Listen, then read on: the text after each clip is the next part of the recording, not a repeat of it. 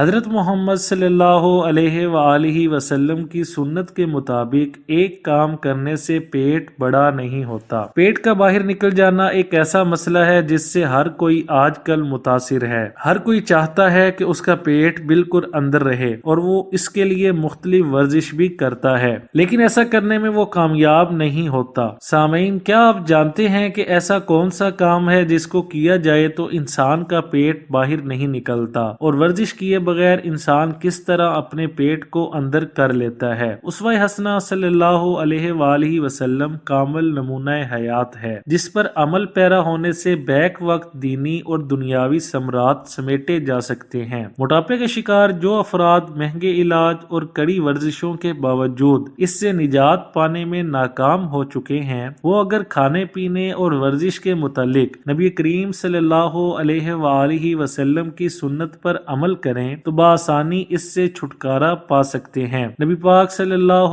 علیہ وآلہ وسلم ماہ رمضان کے علاوہ بھی کئی مواقع پر روزہ رکھتے تھے، جو کہ موٹاپا کم کرنے کے لیے اکثیر عمل ہے۔ اس کے علاوہ حضور صلی اللہ علیہ وآلہ وسلم نے ہمیشہ بھوک رکھ کر کھانا کھایا اور اسی کا حکم دیا۔ ایک حدیث شریف کا مفہوم ہے کہ ابھی کچھ بھوک باقی ہو تو کھانے سے ہاتھ کھینچ لیا کرو۔ قرآن مجید میں بھی ارشاد باری تعالی ہے کہ کھاؤ اور پیو لیکن اس میں تجاوز نہ کرو، بے شک اللہ تجاوز کرنے والوں کو پسند نہیں کرتا۔ رسول اللہ صلی اللہ علیہ وآلہ وسلم نے روزہ پانی سے کھولنے کی بھی ہدایت فرمائی، جس کا مطلب ہے کہ ہمیں خالی پیٹ پانی پینا چاہیے، اور یہ بات سائنسی اعتبار سے بھی ثابت ہو چکی ہے کہ خالی پیٹ پانی پینے سے موٹاپا کم ہوتا ہے۔ نبی کریم صلی اللہ علیہ وآلہ وسلم تیز قدموں کے ساتھ چلتے تھے، اور یہ ایسا عمل ہے جو موٹاپے سے نجات میں انتہائی مددگار ثابت ہوتا ہے۔ جو لوگ وزن کم کرنے کی کوشش کر رہے ہوتے ہیں